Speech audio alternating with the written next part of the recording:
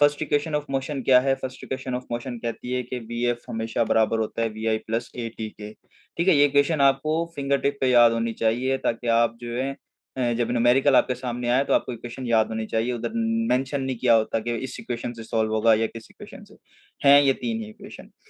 First में final velocity, initial velocity plus acceleration multiplied by time, V F is equals to V I plus A T. Second equation of motion हमारे पास क्या है? Second equation of motion हमारे पास displacement को लेके है। Displacement बराबर होता है V I T initial velocity multiplied by time, half, इसको हम 1/2 भी कहते हैं, हाफ भी कहते हैं, और इसको इसी इक्वेशन में हम S is equals to V I T plus 0.5 A T square भी लिख सकते हैं।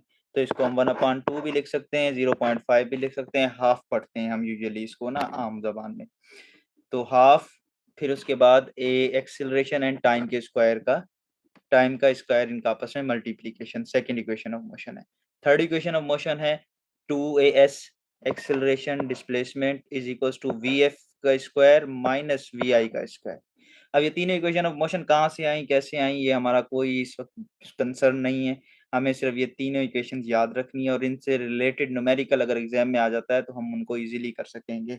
ठीक है, first equation of motion V F is equals to V I plus A T, इनको याद करना है आपने। Second equation of motion S is equals to V I T plus half A T square. Third equation of motion 2as is equals to V F square minus V I square. ठीक है, अब ये क्या होती है? ये uniformly accelerated motion में होती हैं, जो इस वक्त हम पढ़ रहे हैं इन सब में हमारे पास ये एप्लीकेबल होती हैं।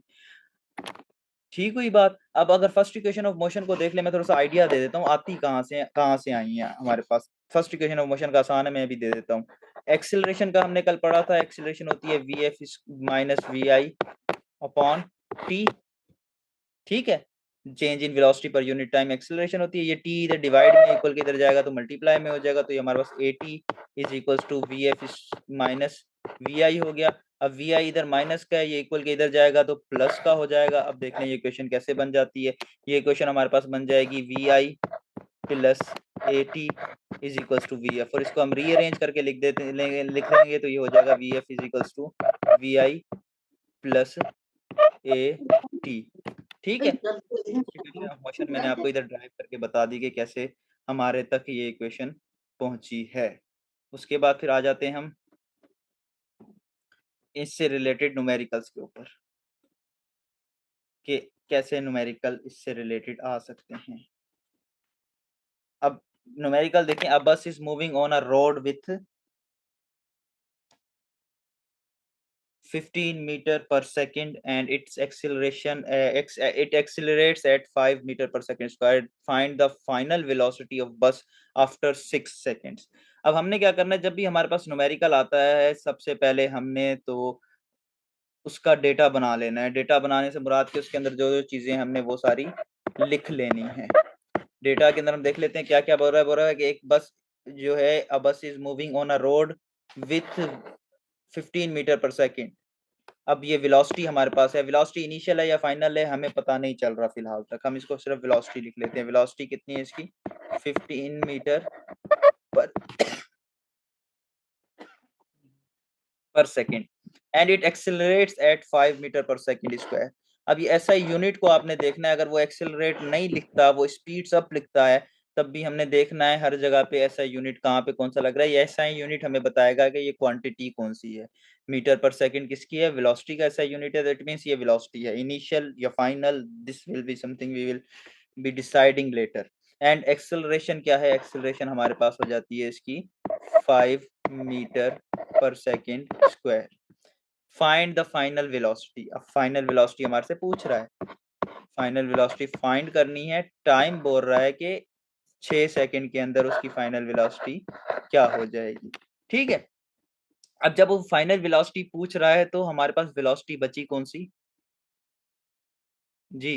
कौन सी वेलोसिटी? वी आई। तो इसका मतलब है जो ऊपर हमें वेलोसिटी बताई थी ये वी आई सर बताई थोड़ो थी। तेज ॻाल्हाइजो, आवाज़ सफ़ा घटि थो अचे। हाणे सही तो अचे आवाज़? जी सर। अच्छा चलें ठीक है। अब ये सर इनिशियल आवाज वेलोसिटी सही है जो इनिशियल माइक वेलोसिटी शायद हो गई, ए गलत होगी। एक्सीलरेशन हमारे पास हो गई, वी फाइनल वेलोसिटी हमें मालूम करनी है, टाइम हमें गिवन है, हमें पता है 3 इक्वेशन ऑफ मोशन कौन सी होती हैं। लिख लेता हूँ इधर साइड में, फर्स्ट उसमें लिख रहा हूँ, सेकंड में हम डायरेक्ट हिट करेंगे जो हमारी रिलेटिव होगी, V F is equals to V I plus A T, पहली इक्वेशन है। दूसरी इक्वेशन है S is equals to V I T plus half A T square. Third equation है 2as is equals to V F square minus V I square. अब इन तीनों equations में से कौन सी ऐसी इक्वेशन है कि डेटा की सारी क्वांटिटीज उसके अंदर मौजूद हैं? फाइनल वेलोसिटी मालूम करनी है तो इक्वेशन 1 है V F is equals to V I plus A T, ऐसे ही है। Yes sir. ठीक है, हम लिख लेंगे V F is equals to V I plus A T. जहाँ जहाँ जो जो चीज़ें हैं हम वहाँ लिख लेंगे। वी एफ मालूम करनी है, वी एफ की जगह पे वी एफ लिख देते हैं। वी आई कितनी है 15 है, 15 प्लस एक्सेलरेशन कितना है 5 है, मल्टीप्लाइड बाय टाइम कितना है 6 है। तो फाइनल वेलोसिटी कितनी आ जाएगी इसकी? 45 मीटर पर सेकेंड। ठीक है, मीटर पर सेकेंड, ये इसका आंसर निकल आया। ठीक है, हमने क्या करना है, सबसे पहले डेटा बनाना है, डेटा बनाएंगे तब हम जाके क्लियर होंगे। एक और न्यूमेरिकल आगे है वो देख लेते हैं हम। अब इसके अंदर डेटा बनाने में आप लोग हेल्प आउट करेंगे मुझे, और उसके बाद फिर हमें आप इसमें आप खुद बताएंगे कि इक्वेशन कौन सी लगेगी। इक्वेशन अगर आपके पास पेन पेपर है तो एक दफ़ा लिख लें दोबारा। फर्स्ट इक्वेशन ऑफ मोशन है, मैं बता रहा हूँ, लिख लें।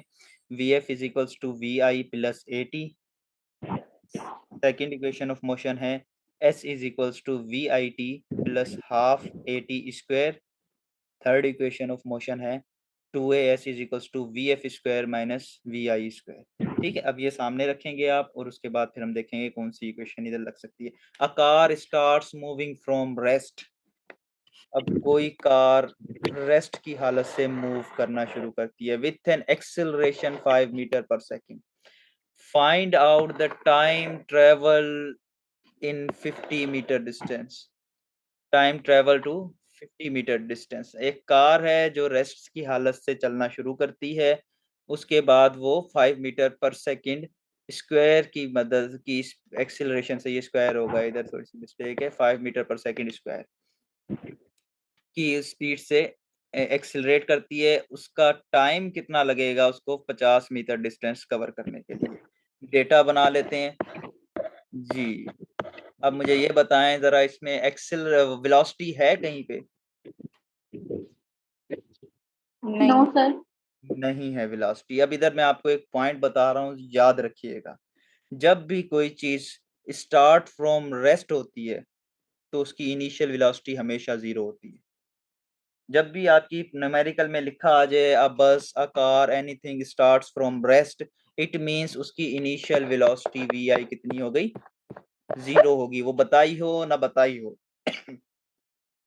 वो बताई हो ना बताई हो, वो 0 हो गई, कंफर्म हो गई। ठीक है, क्लियर हुई बात? इसी तरीके से इसी तरीके से अगर न्यूमेरिकल के अंदर ये आ जाए कि a car, a bus stops, जब भी स्टॉप का मतलब आ जाए, रुकने का मतलब आ जाए, रुका लिखा हुआ आ जाए, स्टॉप लिखा हुआ आ जाए, तो it means V F is equals to 0 हो जाएगी। ठीक है, फिर अल्टीमेटली अगर कोई दूसरी वेलोसिटी हमें बताइए तो वो फाइनल होगी या इनिशियल होगी, डिपेंडिंग अपॉन के गाड़ी या कोई भी चीज वो स्टार्ट फ्रॉम रेस्ट थी या स्टॉप्स एट रेस्ट थी या स्टॉप्स थी। ठीक होगी बात?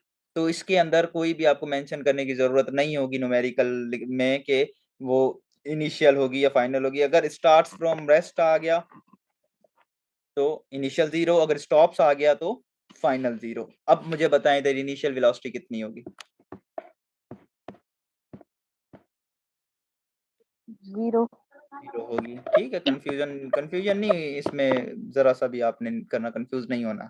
इनिशियल वेलोसिटी 0 हो गई। ठीक है, फाइनल वेलोसिटी का जिक्र नहीं हम फिलहाल छोड़ देते हैं। विथ एन एक्सेलरेशन, तो एक्सेलरेशन हमारे पास कितना आ गया? 5 meter per second square.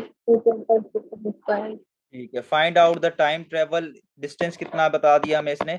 50 metres में। बताएं कितना टाइम लगेगा। ठीक है, अब हमारे पास तीनों इक्वेशंस आपके पास लिखी हुई हैं। जी सर। हाँ जी, अब मुझे बताएं कौन सी इक्वेशन लगाएंगे, हमें टाइम मालूम करना है इनिशियल वेलोसिटी गिवन है, एक्सेलरेशन गिवन है और डिस्प्लेसमेंट गिवन है। फाइनल वेलोसिटी का कोई जिक्र नहीं है, तो जो फाइनल वेलोसिटी, जिन इक्वेशन में फाइनल वेलोसिटी है उनको निकाल दें आप। सर अगेन क्वेश्चन समझाइएगा। क्वेश्चन है, a car starts moving from rest, एक कार रेस्ट की हालत से चलना शुरू करती है with an acceleration of 50 metre per second square. Find out the time travel of 50 meters distance. ठीक है, अब बेसिकली जब भी कोई चीज न्यूमेरिकल में लिखा आ जाए, स्टार्ट्स फ्रॉम रेस्ट होता है, तो इट मींस उसकी इनिशियल वेलोसिटी कितनी होगी? 0 होगी।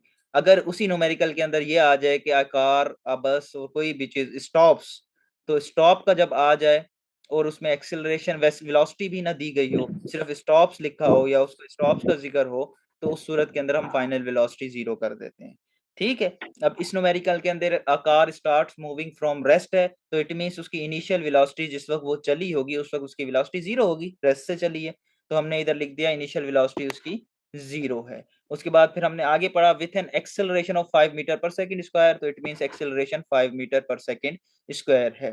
Find out the time travel, हमें टाइम मालूम करना है कि क्या किस चीज का टाइम, 50 मीटर डिस्टेंस कवर करने का टाइम हमें मालूम करना है। हमारे पास 3 इक्वेशन ऑफ मोशन है, मैं इधर दोबारा लिख देता हूँ। V F is equals to V I plus A T, S is equals to V I T plus half A T square. Third equation of motion है 2as is equals to V F square minus V I square. ठीक है, अब हमने ये देखना है कि इस डेटा के ऊपर कौन सी ऐसी इक्वेशन है जिसमें ये चारों चीजें मौजूद हैं। फर्स्ट इक्वेशन ऑफ मोशन नहीं हो सकती, बिल्कुल। फाइनल वेलोसिटी है, हमने देखें फाइनल वेलोसिटी, इधर हमारे पास फाइनल वेलोसिटी का जिक्र नहीं है, तो ये भी रूल आउट हो गई, और इसके अंदर भी फाइनल वेलोसिटी है, तो थर्ड वाली भी रूल आउट हो गई, बची हमारे पास सेकंड वाली। तो सेकंड इक्वेशन ऑफ मोशन रख देते हैं, s is equals to V I T plus half A T square. ठीक है, तो डिस्प्लेसमेंट हमारे पास इधर कितना है? अब जहां पे जो चीज है हमने वहीं पे वही चीज लिख देती है, s की जगह पे हमने लिख देना है 50 इक्वल्स टू इनिशियल वेलोसिटी है 0 मल्टीप्लाइड बाय टाइम कितना है?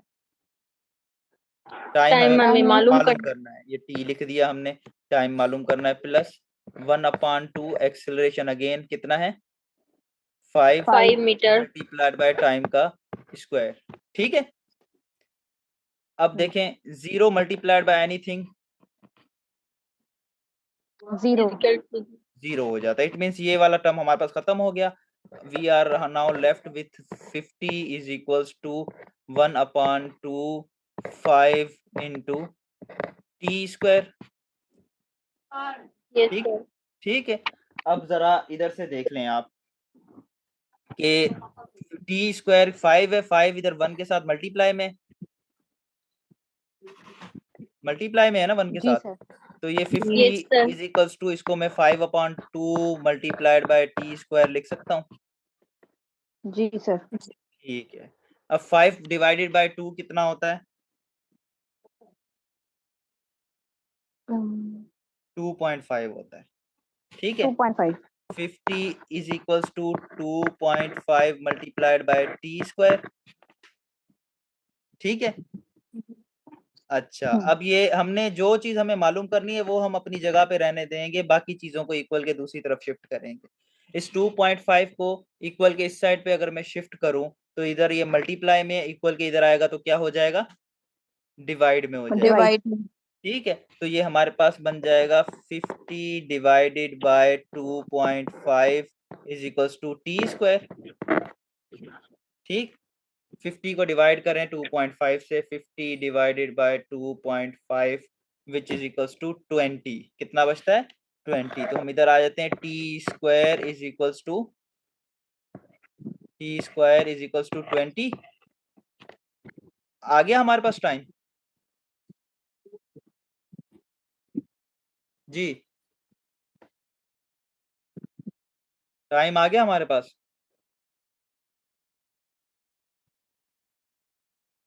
आवाज आ रही है आपको? जी जी सर। हाँ, तो बोलें तो सही ना, मैसेज में बता रहे हैं क्या? नहीं सर, क्लियर नहीं है। समझ हाँ, रहे हैं। अच्छा, टाइम समझ टी, कम आ रहा है। समझ आप प्रैक्टिस करेंगे तो आएगा, वन गो में आप लोगों को समझ नहीं आ सकता। तो टाइम हमारे पास आ गया 20।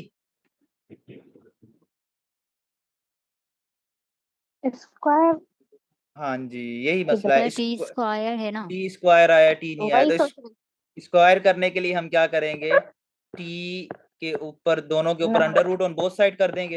ये बेसिक टर्म है मैथमेटिक्स का, जिनको नहीं आता वो थोड़ा मैथ का इंतजार करें, तो मैथ में हम ये सारी चीजें देख लेंगे।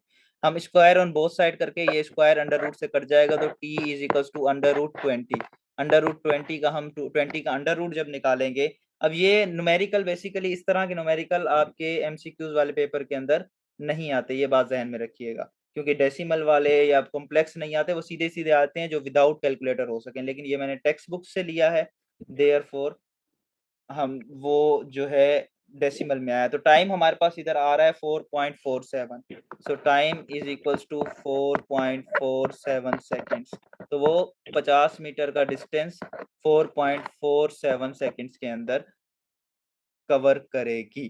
ठीक, क्लियर हुआ। ये न्यूमेरिकल देने का मकसद ये था कि आपको आइडिया हो जाए कि हमने इम्प्लीमेंट कैसे करना है। बाकी वो असाइनमेंट में अगर न्यूमेरिकल उसमें इंक्लूड होंगे, प्लस में जो हमारे पास एमसीक्यूज बैंक आज प्रोवाइड करूंगा उसमें भी वो सारे एमसीक्यूज इंक्लूडेड होंगे। क्लियर हुई बात। अब ये इक्वेशन ऑफ मोशन है, आपने बेसिकली सिर्फ इक्वेशन ऑफ मोशन ही जहन में रखनी है, ताकि आपकी उससे रिलेटेड अगर कोई एमसीक्यूज आता है तो आप जो है उसको सोल्व कर सकें। फिर आ जाए जी, motion due to gravity. Gravity basically एक फोर्स होती है जिसकी मदद से अर्थ जो है वो चीज़ों को अपने सेंटर की तरफ खींचती है। आप अगर पेन को या अपने हाथ में कोई चीज़ है उसको छोड़ देंगे तो वो ज़मीन की तरफ जाती है, इसका मतलब है किसी चीज़ ने उसको खींचा है ज़मीन की तरफ। वो फोर्स जो चीज़ों को अपनी तरफ खींचती है उसे हम ग्रेविटी कहते हैं, जिसे उर्दू में कशिश शकल कहते हैं, और इंग्लिश सिंधी में आई डोंट नो क्या कहते हैं, मुझे भी याद नहीं आ रहा। ठीक है, ग्रेविटी क्या है basically, it is a Hindi में फोर्स। भी यही कहते यो चंदा कशिश शकल ही चौंदा। ठीक है, अच्छा अब ग्रेविटी होती क्या, मोशन ड्यू टू ग्रेविटी, किसी भी object, earth pulls everything downward, सही है, this pull is called gravity. वो पुल, जाहिर सी बात है, अगर कुछ पुल कर रही है तो इट मींस फोर्स इन्वॉल्व है, तो वो एक फोर्स है, ग्रेविटेशनल फोर्स, जो चीजों को अपने सेंटर की तरफ खींचती है। When an object falls freely under gravity, no air resistance called free fall. अब फ्री फॉल क्या होता है, देखें, अब मेरे हाथ में एक पेन है, दो तरीके हैं इसको जमीन पे फेंकने के, एक तो मैं जोर से जमीन पे मारूं, एक तो मैं या तो सिर्फ ऐसे करके सिर्फ हाथ अपना हटा लूं, छोड़ दूं। जब मैं अपना हाथ छोड़ूंगा इट मींस कोई एक्सटर्नल फोर्स मैंने नहीं लगाई है, उस सूरत के अंदर बॉडी जो होगी वो फ्री फॉल कहलाएगी, freely falling without any external force. ठीक हुई बात। अब ये क्या करता है, जी। अब जब भी किसी चीज के ऊपर फोर्स लगती है तो क्या उसकी वेलोसिटी में चेंज आएगा? हाँ जी, अगर किसी भी यस सर, चीज आएगा। के वेलोसिटी में चेंज आएगा, अच्छा वेलोसिटी में चेंज आएगा तो इट मींस क्या प्रोड्यूस होगा? Force acceleration. Acceleration, very good. तो इसका मतलब है कि अगर इसके ऊपर फ्रीली फॉल के ऊपर एक फोर्स ग्रेविटेशनल लग रही है, ग्रेविटेशनल फोर्स लग रही है, तो इट मींस इस जो बॉडी हमारे हाथ से छूट के नीचे जा रही है उसके अंदर कुछ ना कुछ चेंज इन वेलोसिटी आ रहा है। चेंज इन वेलोसिटी आ रहा है तो इट मींस उसके अंदर एक्सिलरेशन आ रही है। ठीक है, वो एक्सिलरेशन किस वजह से आ रही है, वो एक्सिलरेशन ग्रेविटी की वजह से आ रही है। उस एक्सिलरेशन को हम एक्सिलरेशन ड्यू टू ग्रेविटी कहते हैं, और उसे स्मॉल जी से जाहिर किया जाता है। क्लियर हुई यहां तक बात? तो इट मींस अब एक्सिलरेशन की हमारे पास दो टाइप्स आ गई। एक एक्सिलरेशन वो आ गई जो हम ए से लिख रहे थे, जो V F delta we upon T के बराबर थी। एक एक्सिलरेशन हमारे पास आ गई जो इस फोर्स ऑफ ग्रेविटी की वजह से एक एक्सिलरेशन हमारे पास आ गई, जिसे हम स्मॉल जी से डिनोट कर रहे हैं। तो जहां भी स्मॉल जी लिखा हुआ आ जाएगा आप क्या कहेंगे, इधर एक्सिलरेशन ड्यू टू ग्रेविटी होती है। ठीक है, अब एक्सिलरेशन ड्यू टू ग्रेविटी की वैल्यू कांस्टेंट होती है on the surface of earth, जमीन के ऊपर एक्सिलरेशन ड्यू टू ग्रेविटी की value 9.8 metre per second square है। मींस इधर आके आपको अब एक्सिलरेशन निकालने की जरूरत नहीं हुई। अब आपके पास छोटी जी, स्मॉल जी की एक कांस्टेंट वैल्यू आ गई 9.8 मीटर पर सेकंड स्क्वायर। ठीक है, और कैलकुलेशन के लिए हम इसको 10 metre per second square consider करेंगे। यहां तक बात समझ में आई है कुछ, कि भाई फोर्स जो है, एक फोर्स है जो चीजों को अपने सेंटर की तरफ खींचती है, जमीन के सेंटर की तरफ खींचती है। उस फोर्स की वजह से, उस फोर्स को ग्रेविटेशनल फोर्स कहते हैं, उस फोर्स की वजह से एक एक्सिलरेशन प्रोड्यूस होता है। उस एक्सिलरेशन को एक्सिलरेशन ड्यू टू ग्रेविटी कहते हैं, उसे डिनोट किया जाता है स्मॉल जी से। और उस ग्रेविटेशनल कांस्टेंट, उसकी एक्सिलरेशन ड्यू टू ग्रेविटी की एक कांस्टेंट वैल्यू है on the surface of earth, जो कि 9.8 मीटर पर सेकंड स्क्वायर है। वैल्यू जी की वैल्यू देखें, इधर आ गया 10 मीटर पर सेकंड स्क्वायर हम कंसीडर करते हैं कैलकुलेशन के लिए। इससे ये होता है कि कैलकुलेशन थोड़ी सी आसान हो जाती है। अब ये वैल्यू कांस्टेंट है सरफेस ऑफ द अर्थ के ऊपर। सरफेस ऑफ द अर्थ मतलब जहां पे आप और हम बैठे हुए हैं इस वक्त, ये सरफेस ऑफ द अर्थ है। इस सरफेस ऑफ द अर्थ के ऊपर उसकी वैल्यू कांस्टेंट है 10। लेकिन इधर से ऊपर जाएंगे तो इसकी वैल्यू चेंज होगी, इधर से नीचे आएंगे तब भी इसकी वैल्यू चेंज होगी। मैं आपको जरा सर्किल में सही तरीके से समझा देता हूँ। ये आपके पास अर्थ आ गई, इसका सरफेस, ये सारा जितना भी लाइन है ये उसका सरफेस है। इस सरफेस के ऊपर इस जी की वैल्यू 9.8 मीटर पर सेकंड है। लेकिन इधर से जब भी बॉडी ऊपर जाएगी तो इसकी वैल्यू क्या होगी, डिक्रीज होगी। G decreases as we go higher, G increases slightly as we go deeper. जब हम इसके अंदर की तरफ जाएंगे तब इसकी वैल्यू इंक्रीज होगी। क्लियर हुई बात। सरफेस ऑफ द अर्थ के ऊपर 9.8 मीटर पर सेकंड स्क्वायर है, जो कि हम कांस्टेंट कंसीडर करते हैं। इट डज नॉट मीन कि ये नहीं, इसके अंदर कोई फर्क नहीं आता।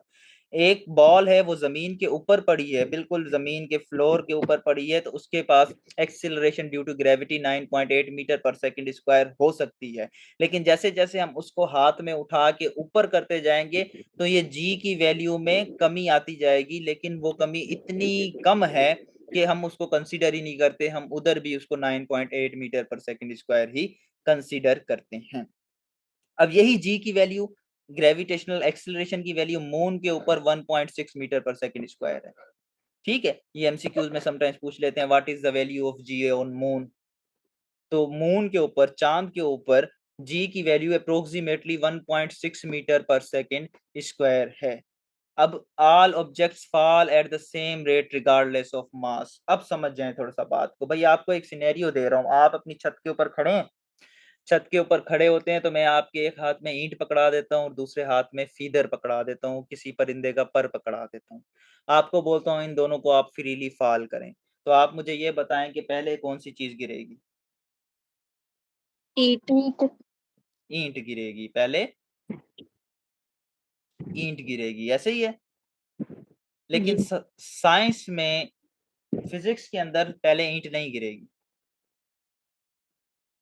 वो क्यों नहीं गिरेगी, क्योंकि फीदर के ऊपर, पत्ते के ऊपर, पर के ऊपर बेसिकली जो फोर्स रेजिस्ट करेगी, जो फोर्स उसको अपोज करेगी, वो एयर रेजिस्टेंस होगा। ठीक है, हवा की वजह से पत्ता झूलता झूलता देर से गिरेगा। अगर मैं वो एयर रेजिस्टेंस खत्म कर दूं, अगर मैं वो एयर रेजिस्टेंस खत्म कर दूं, एक सिनेरियो क्रिएट करता हूं कि वहां पे मैं वैक्यूम क्रिएट कर देता हूं और आपको कहता हूं वो ईंट और पत्थर दोनों को फेंकें, तो बताएं पहले क्या गिरेगा। इधर।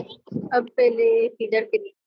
पहले फीदर गिरेगा। अब मुझे जरा एक और बात बताएं, इन दोनों चीजों को नीचे जब आप फ्रीली फॉल कर रहे हैं, फ्रीली ड्रॉप कर रहे हैं नीचे, तो क्या इनको एक फोर्स खींच रही है, वो फोर्स ग्रेविटी की है।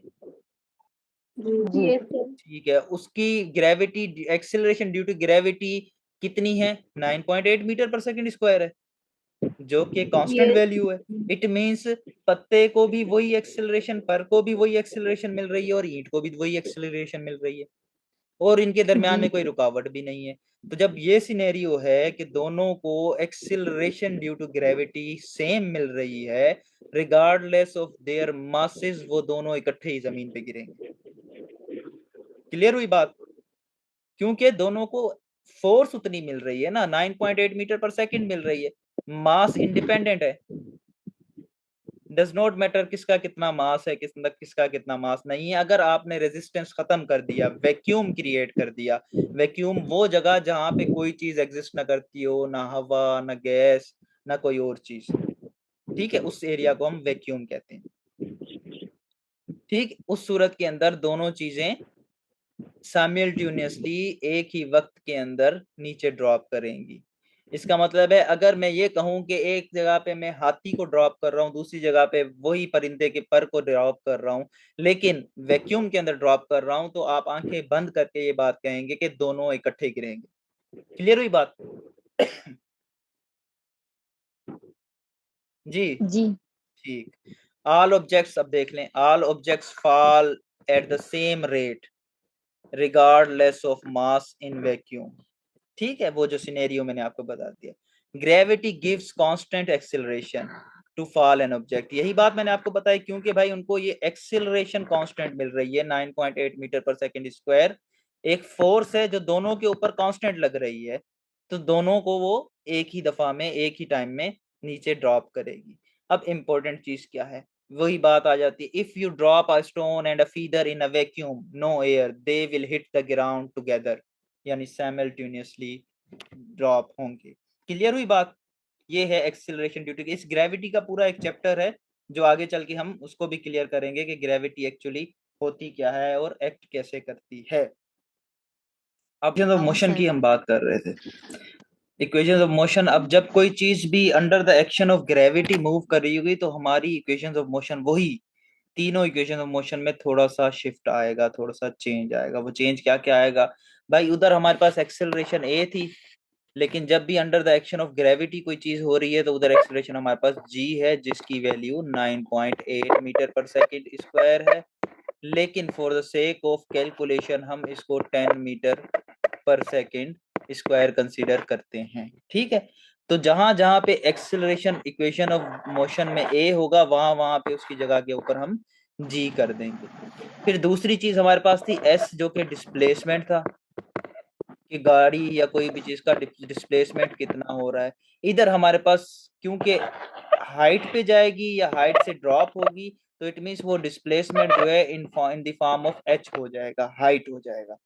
तो उन्हीं इक्वेशंस ऑफ मोशन के अंदर हम जहां जहां ए था वहां वहां पे जी कंसीडर करेंगे और जी की constant value 10 metre per second square consider करेंगे, और हाइट जहां जहां पे एस था वहां वहां पे हाइट हो जाएगी। Equation, first equation of motion क्या थी? V F is equal to V I plus A T, A की जगह पे हमने जी दे दिया तो जी टी हो गया। S is equal to V I T plus half G T square. अब ये एस है, इसकी जगह पे आप क्या लिखेंगे? एच लिखेंगे। H is equal to V I T plus half G T square हो जाएगा। इसी तरीके से 2a s था, इधर 2gh हो गया। V F is equal to V F square minus V I square. तो हमने क्या किया, बेसिकली हमने s को रिप्लेस किया h से और a को रिप्लेस किया g से। क्लियर हुई बात? यहाँ पे हमारा एक बर्डन खत्म हो गया कि हमें एक्सेलरेशन मालूम करने की जरूरत नहीं है। एक्सेलरेशन हमें आंखें बंद करके पता है 9.8 मीटर पर सेकंड स्क्वायर है। ठीक है, as long as earth surface की बात हो रही है, अर्थ के इर्द गिर्द की बात हो रही है।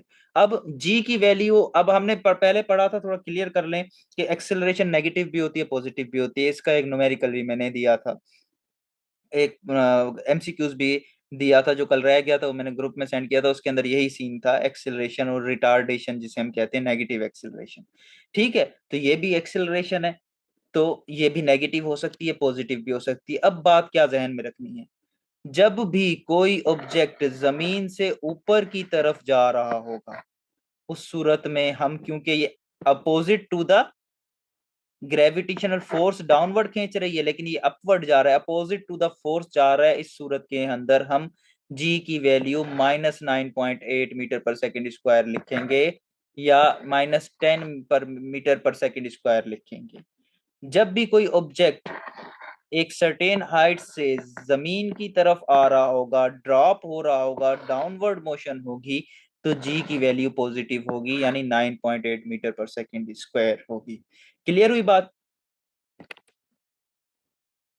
मतलब जी हाँ जी, बस ये जी की वैल्यू हमने कांस्टेंट रखनी है, जहां पे जी आएगा वहां पे 9.8 मीटर पर सेकंड स्क्वायर आंखें बंद करके हमने रख देना है। लेकिन एक चीज जहन में रखनी है, वो ये है कि हमने ये देखना है कि चीज जो है, वो ऑब्जेक्ट जो है, वो जमीन से ऊपर की तरफ जा रहा है या जमीन की तरफ आ रहा है। अगर ऊपर की तरफ जा रहा है तो हमने नेगेटिव लिखनी है, अगर जमीन की तरफ आ रहा है तो हमने पॉजिटिव लिखनी है। ठीक है।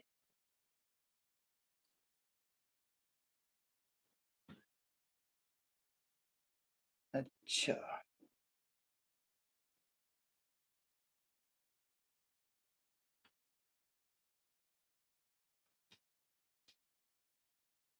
अब आ जाएं फिर नेक्स्ट पे। अब ये देखें, न्यूमेरिकल देखने हैं इससे related. If a body is thrown upward with vertical velocity 50 metre per second, calculate maximum height which body can reach. Data बना लेते हैं। हमारा काम ही सबसे पहला न्यूमेरिकल को देख के क्या होना चाहिए कि हमने डेटा बनाना है, देखना है कि क्या क्या चीजें गिवन हैं, क्या क्या मालूम की हैं।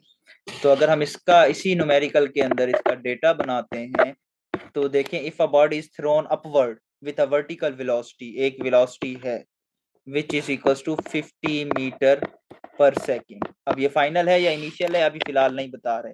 Calculate maximum height which with which body can reach. इसका मतलब है इधर हमने जी खाम खा में लिख देनी है, जी बताया नहीं है इधर एक्सिलरेशन का, लेकिन हमें पता है क्योंकि under the action of gravity काम करिए तो जी की वैल्यू 10 होगी, 10 मीटर पर सेकेंड स्क्वायर। अब ये 10 metre per second square minus की होगी या प्लस की होगी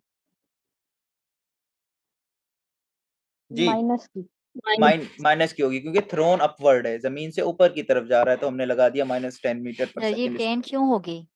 ये मैंने आपको उस पिछली स्लाइड में बताया था कि actual value 9.8 metre per second square है, लेकिन हम कैलकुलेशन के लिए 10 metre per second square consider कर सकते हैं। वो हम इसलिए करते हैं ताकि हम विदाउट कैलकुलेटर कोई भी मल्टीप्लीकेशन या डिवीजन कर दें। 10 को मल्टीप्लाई और डिवाइड करना आसान होता है, इसलिए हम इसको 10 कंसीडर करते हैं। ठीक है। जी सर। आंसर में कोई थोड़ा सा डेसिमल में फर्क पड़ता है तो वो एमसीक्यूज में इतना ज्यादा नहीं होता। एमसीक्यूज में usually 10 metre per second square के हिसाब से ही कैलकुलेट किया होता है। उसके बाद फिर आ जाएं, कैलकुलेट क्या करना है, मैक्सिमम हाइट यानी एच कैलकुलेट करनी है। ठीक है। अब हमारे पास equation of motion in terms of acceleration due to gravity भी हमने पिछले उसमें देख के आए हैं, वो इधर मैं साइड में लिख देता हूँ। पहली थी V F is equals to V I plus G T,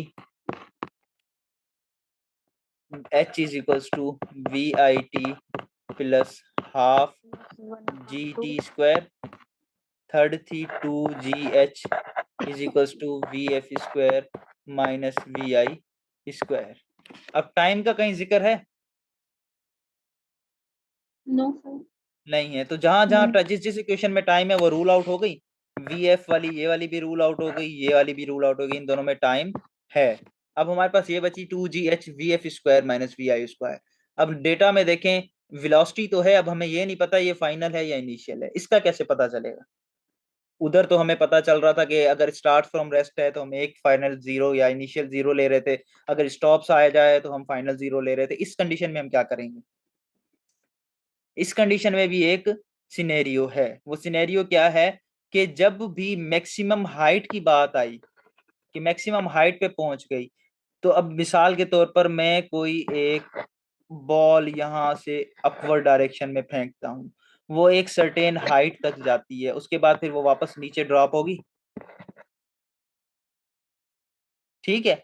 वो मैक्सिमम हाइट पे जाने के बाद एक लम्हे के लिए रुकेगी, फिर नीचे आएगी ना। Yes sir. जी। तो इसका मतलब है यहाँ पे इसकी वेलोसिटी क्या हो जाएगी, जीरो हो जाएगी। अगर मैंने यहाँ से फेंकी है तो यहाँ से जिस वेलोसिटी से फेंकूंगा वो इनिशियल होगी, ये फाइनल हो जाएगी। Yes sir. अगर मैं एक बिल्डिंग के ऊपर खड़ा हूँ और यहाँ से कोई बॉल ड्रॉप करता हूँ और वो बॉल नीचे आके रुक जाती है। इनिशियली मैंने अपने हाथ में पकड़ी हुई थी और यहाँ से नीचे जिस वक्त जमीन से टकराती है उस वक्त उसकी वेलोसिटी 20 मीटर पर सेकेंड होती है। अब मुझे ये बताएं, इनिशियल वेलोसिटी उसकी जीरो होगी इधर?